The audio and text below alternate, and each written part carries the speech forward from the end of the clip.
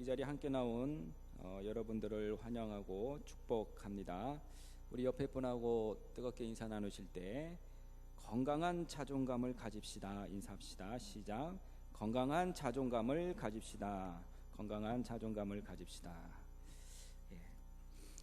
지난 17일인가요? 지난 17일 날 강남역 인근 그 주전 인근 부근에서 발생한 그 묻지마 살인 사건이 발생을 해서 많은 그 국민들에게 충격을 안겨주고 또 많은 사람들이 불안해하며 살아가고 있습니다. 묻지마 살인 사건뿐만 아니라 묻지마 범죄도 참 많이 발생을 하고 있습니다. 특별한 이유가 없는 겁니다. 또 아무 잘못도 없는 사람에게 대상을 삼아서 범죄를 하고 또 살인을 하고 이러한 모습들이 우리 주변에 많이 있고 또 나도 또 언제 어느 순간 어떻게 일이 벌어진다라고 이렇게 장담을 하지 못하는 그런 좀 사회적으로 어렵고 또 불안한 시대를 살아가고 있는 것이 오늘날의 시대입니다. 그런데 순간의 실수가 그 평생 멍하게 됨에도 불구하고 많은 사람들이 충동을 이기지를 못하고 자꾸만 사건을 일으키고 있습니다. 또 그것뿐만 아니라 또 가해자뿐만 아니라 또 오늘 사람들은 너무 쉽게 자신의 생명을 소중하게 생각을 하지를 않고 있습니다. 조그만 문제만 부딪혀도 문제 해결 방법으로 너무나 쉽게 자신의 생명을 내놓는 그런 선택을 하고 있는 사람도 참 많습니다. 그래서 오죽하면 우리나라가 자살률이 1위라고 OECD 국가 그렇게 오명을 안고 있지 않습니까? 우리가 문제 앞에 직면하게 되면 너무 쉽게 내가 포기하면 되지 이런 생각을 가지고 있는 분들이 너무나 많이 있습니다. 원인이 뭘까요? 그것은 자존감이 약해서 그렇습니다. 사람이 성공하고 출세하고 돈을 버는 것도 굉장히 중요합니다. 좋은 스펙 쌓는 것도 중요하고 또 좋은 일자리를 갖는 것도 중요합니다. 그런데 그보다 더 중요한 것은 나의 자존감을 건강하게 세우는 일이에요. 이 자존감을 자긍심이라고도 말을 합니다. 자존감은 자신을 존중할 수 있는 능력이라는 말이에요. 그러니까 자신을 사랑하는 그 수준을 말하고 있는 겁니다. 그래서 사람은 이 자존감이 건강해야 해요. 이 자존감이 약하거나 또 너무 높으면 좋지가 않습니다. 그래서 이 자존감이 너무 약하면 자기를 비하하고 무시하고 나 스스로 비관하게 만듭니다. 그리고 반대로 또 너무 높으면 너무 자신을 과신하고 또 높아지려고 교만할 수도 있습니다. 그래서 사람들을 가끔 보면 너무 자신을 비하한다든지 또 무시하는 사람도 있는데 그것은 자존감이 약해서 그렇습니다. 또 어떤 사람은 너무 자신을 과신하여 교만한 사람이 있는데 그것도 자존감이 너무 과해서 나타나는 증상입니다. 그래서 어떤 사람들은 사람들 앞에서 좀 내가 주목받고 싶어서 또 자기를 내보이고 싶은 마음도 있고 또 나는 저 사람보다 내가 더 뛰어나 내가 더 우월해 하면서 우월감을 표시로 하는 사람도 있습니다. 또 어떤 사람은 사람들 앞에서 또 너무 또 기죽어하는 사람들도 있습니다. 둘 다 자존감이 건강하지 못해서 그렇습니다. 여러분, 내 안에는 또 다른 내가 들어있어요. 이 내 안의 나를 셀프, 다시 말하면 자아라고 말합니다. 이 자아가 예수를 모를 때는 대부분 자기중심적인 자아가 됩니다. 그래서 이 자아를 우리는 성경적인 용어로 옛사람, 옛자아라 이렇게 말을 하고 또 자기중심적 자아라고 말을 합니다. 그런데 이 자아가 하나님을 만나고 예수님을 알게 되면 내 자아가 변화를 받게 됩니다. 그래서 나를 늘 부인하고 또 건강한 자아로 바뀌게 되는 겁니다. 그때부터 건강한 자아를 가지고 이 세상과 나를 조화롭게 이루며 살아갈 수가 있습니다. 여러분, 우리 그리스도인들은 신앙 안에서 건강한 자존감을 지니며 살아야 합니다. 그래야 내가 누군가를 섬기고 또 나누고 헌신하며 살아갈 수가 있는 거예요. 그런 분은 누구하고도 관계가 부드럽고 따뜻하고 좋습니다. 또 그런 신앙인은 하나님과의 관계도 참 영적인 교제를 잘 이루어 갑니다. 그런데 이 자아가 병들거나 빈약하면 두 가지의 결과로 나타나게 되는데, 하나는 자기를 비굴하게 하고 비하하고 무시하게 되고, 또 하나는 아까 얘기한 것처럼 교만으로 나타나는 그런 두 가지 현상이 있습니다. 그런 면에서 이 비하와 이 교만이라는 말은 어떤 면에서는 같은 말이에요. 동전으로 말하면 양면과도 같습니다. 그러면은 우리가 이 자존감이 건강한 상태가 과연 어떤 것인가, 오늘 본문을 통해서 한번 살펴보겠습니다. 오늘 성경은 이스라엘의 초대왕 사울을 본문을 배경을 하고 있습니다. 여러분, 이 사울의 이 모습을 보면서 여러분 자신을 한번 사울과 비교해서 한번 나는 자존감이 건강한지 또 건강하지 않는지 한번 비추어 보시기를 바랍니다. 사울은 이스라엘 왕의 초대 왕이었어요. 사울이 왕이 되기 전까지는 이 사람이 뭐 왕이 될 만한 인물인가, 그렇지 않는가, 뛰어난가, 별로 나타난 것이 없는 사람입니다. 한마디로 이 주목 대상이 되지를 못했어요. 사울이 왕이 될 때 비로소 우리는 이런 세상에 이런 사람도 있었구나 하면서 알게 될 뿐입니다. 그래서 그때까지만 해도 이 사울은 무슨 자신의 성격이나 인감됨이나 또 자질이나 내면의 수준의 상태를 전혀 알지를 못했습니다. 그런데 그것이 언제부터냐? 사울이 이 다윗을 만나게 되면서부터 사울의 병든 자아를 적나라하게 보여주고 있습니다. 한 번은 이스라엘이 블레셋과 전쟁을 치릅니다. 블레셋에는 이 골리앗이라는 아주 걸출한 장수를 보유를 하고 있었어요. 이 골리앗이라는 이 말의 뜻은 크다라는 뜻의 대명사입니다. 키가 한 6규빗, 한 규빗이 4.5cm면은 한 뼘은 13cm. 그러니까 오늘날로 말하면 키가 2m 83cm. 그래서 내가 한번 이거를 2m 83이면 어느 정도 되나 내가 한번 키 큰 사람을 한번 대조해 보세요. 최홍만이라는 우리 격투기 선수가 있는데 이 사람의 키가 2m 18cm입니다. 그러면은 골리앗이 2m 83이면은 대체로 상상이 가겠죠. 엄청 큰 키입니다. 갑옷 무게만 해도 5,000세겔, 옷 무게만 해도 거의 한 60kg에 육박하는 그런 장비를 갖추고 있고, 또 창자루 길이가 배틀채 같았다고 그랬는데 창의 무게가 600세겔, 환산하면은 한 7kg 정도 되는 그런 무게입니다. 7kg 하면은 우리 형제들 운동할 때 아령 드는 거 있잖아요. 아령이 몇 킬로니 무게마다 다 다르지만은 그래도 좀 웬만한 무게 한 2개 정도 들어야 되는 그런 무게 정도 되는 것 같습니다. 당시 전쟁은 이거 1대1로 붙어서 싸워야 되는 전쟁인데 1대1로 싸워 이기는 편이 다 가져가는 그런 때였어요. 그래서 이스라엘 군사들은 누구도 그 앞에 나가기를 꺼려했고, 이 골리앗이라는 이 장수 앞에 대적을 하거나 또 거기에 걸출할 만한 장사가 나가야 되는데 이 상대가 없는 거예요. 그래서 사울 왕도 당시에 군대를 다 이끌고 자신이 직접 전쟁에 나가 진을 치고 대치하고 있는 상태였지만 이거 속수무책입니다.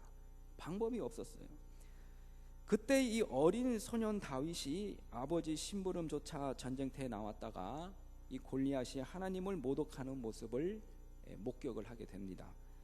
그래서 굉장히 의분에 흥분한 이 다윗이 물맷돌 돌멩이를 들고 나아가 골리앗을 무찌릅니다. 그리고 이스라엘 군대는 개선을 하고 예루살렘으로 돌아오게 돼요.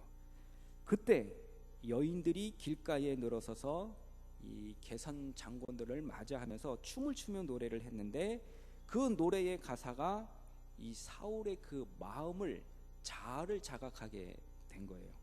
그때 여인들이 춤추며 부른 노래 가사가 오늘 본문 말씀 7절 말씀입니다. 사울이 죽인 자는 천천히요 다윗은 만만히로다. 이렇게 막 노래를 부르는 거예요. 뭐 노래는 어떻게 노래는 불렀는지는 모르겠지만 가사 내용은 사울이 죽인 자는 천천히요 다윗은 만만히로다. 이 노래를 들은 사울이 뭐 기분이 좋겠습니까? 썩 기분은 좋지는 않았을 거예요. 그렇다고 해가지고 기분은 좋지는 않지만 크게 노할 것까지는 없었습니다. 그런데 그 노래를 듣고 이 사울이 성경을 보면은 대노했다고 했습니다. 그것은 사울의 내면의 세계가 아주 취약하다는 것을 보여주고 있는 거예요. 사울은 성격 장애인이었고 자존감이 아주 낮았습니다. 그리고 사울이 얼마나 자아가 깊이 병들었는가를 그대로 보여준 사건입니다. 여기 사울의 모습이 바로 한번 내 모습이라는 점을 한번 생각하면서 이 장면을 한번 본문 속에 한번 보시기를 바랍니다.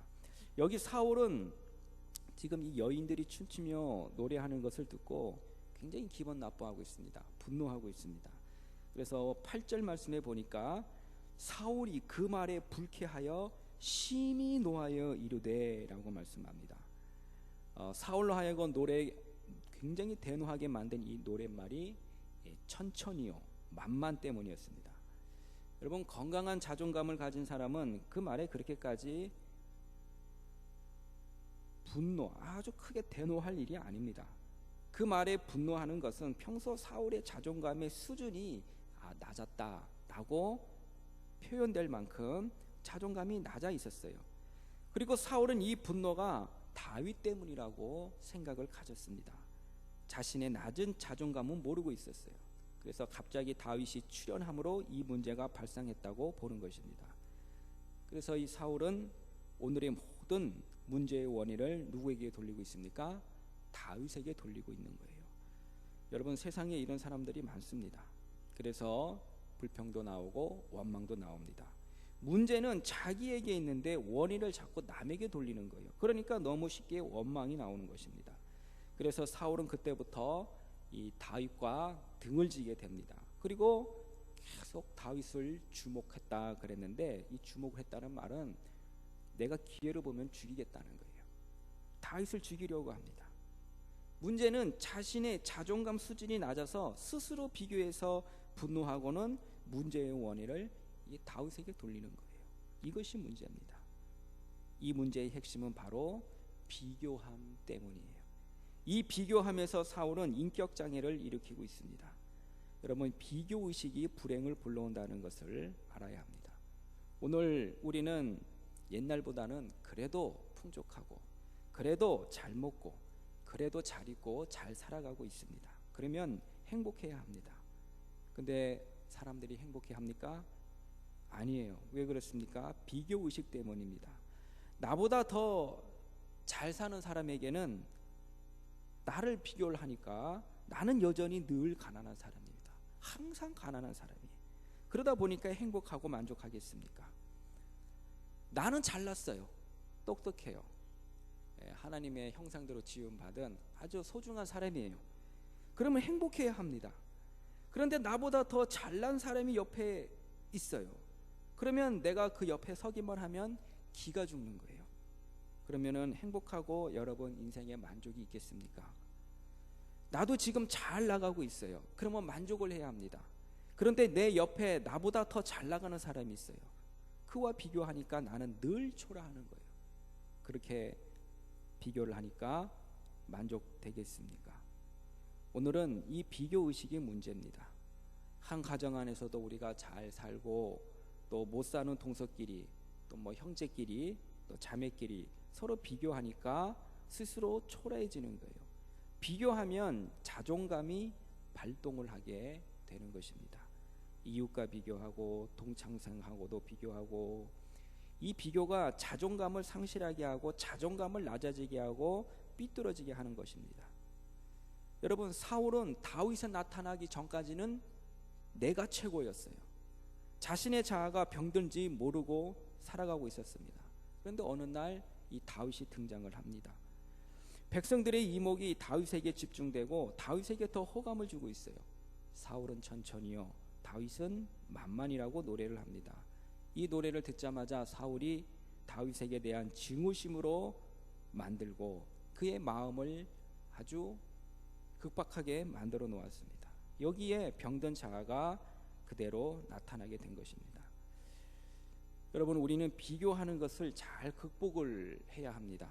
이것을 극복하지 않는 한 내 자존감이 병들 수밖에 없습니다. 그리고 내게 주어진 것이 얼마나 소중한 것인가를 알지를 못하게 되는 거예요. 그러면 내 삶의 감사함도, 만족함도, 행복함도, 내 삶의 소중함도 모르게 되는 것입니다. 여러분, 지금 이 사울의 모습이 내 모습은 아닙니까? 그런데 불행한 것은 사울의 그 낮은 자존감이 그걸로 끝나는 것이 않고 결국 자기의 삶의 위기를 스스로 자초하게 만들었습니다. 사울을 보십시오.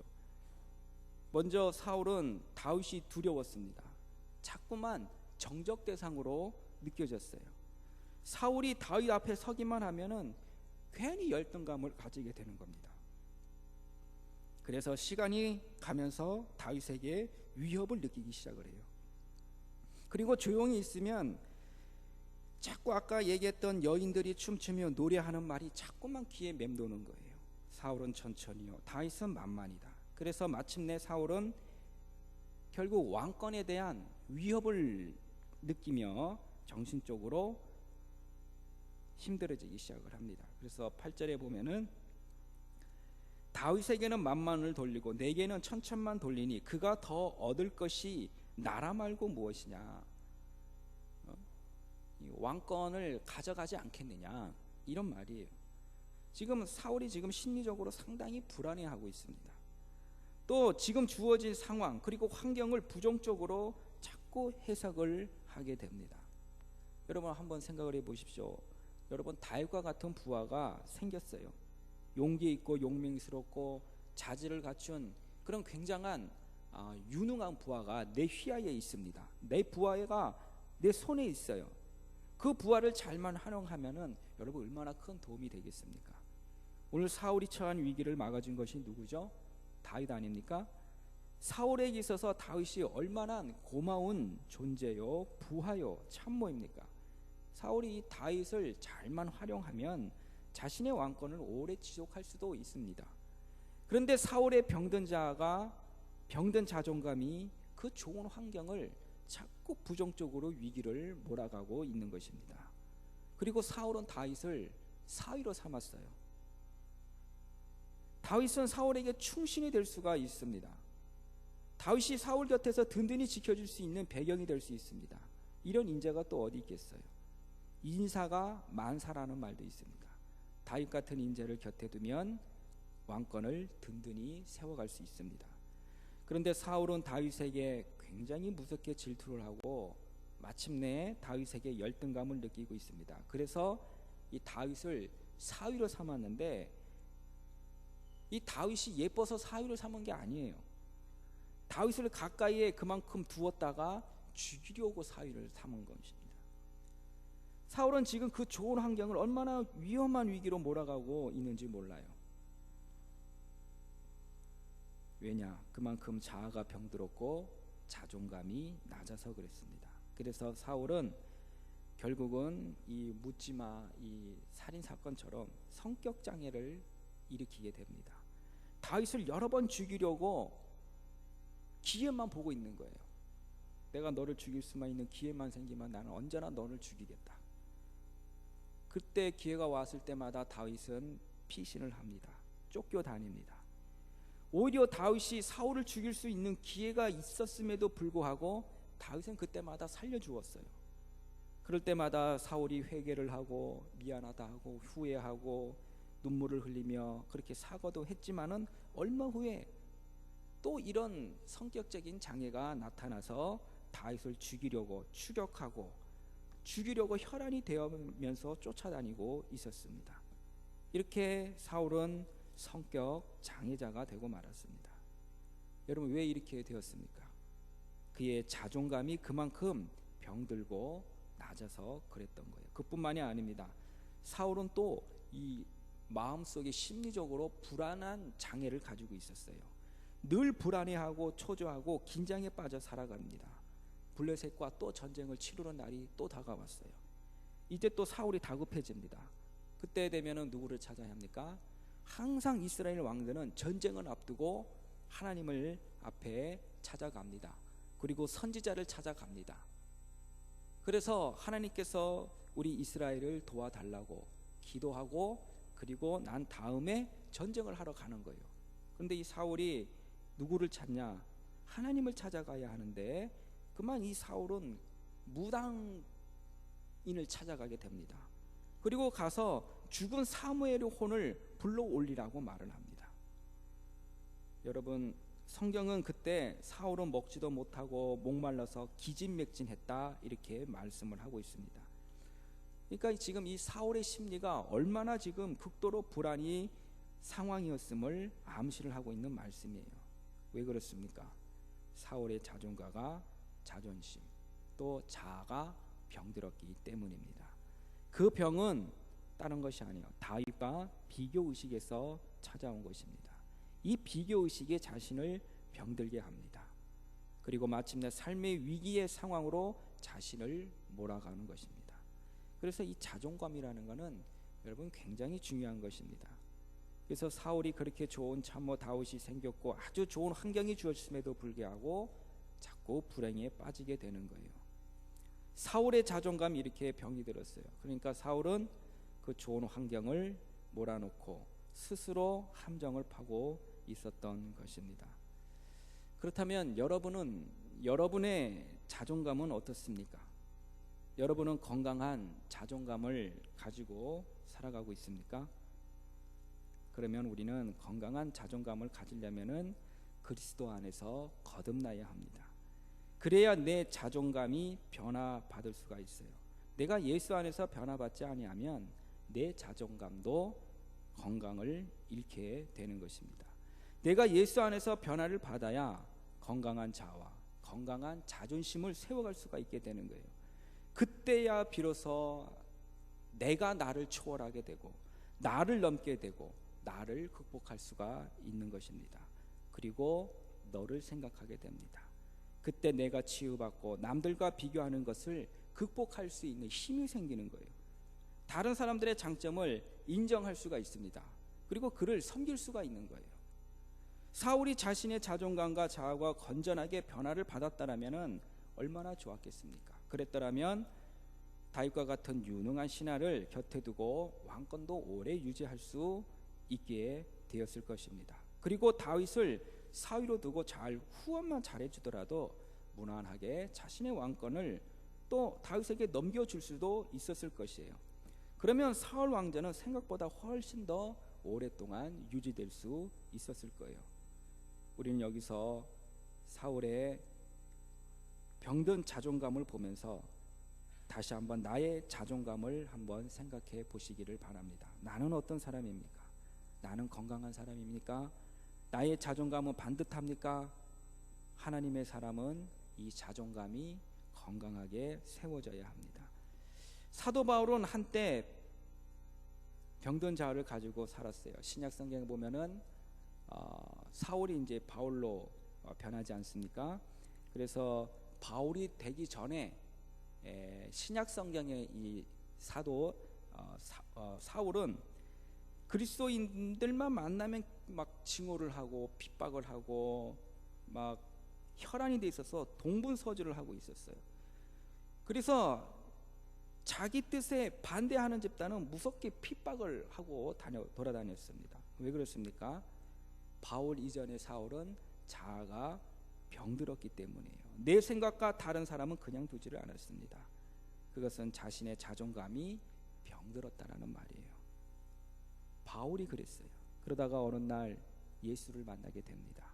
그리고 제일 먼저 변화된 것이 바로 자신의 그런 모습, 오히려 기독교인들을 핍박하고 살인하려고 쫓아다니면서 그러했던 병든 자아를 고치는 일이었어요. 그러고 나니까 너의 생각을 존중해주고 너의 입장도 배려를 하게 된 것입니다.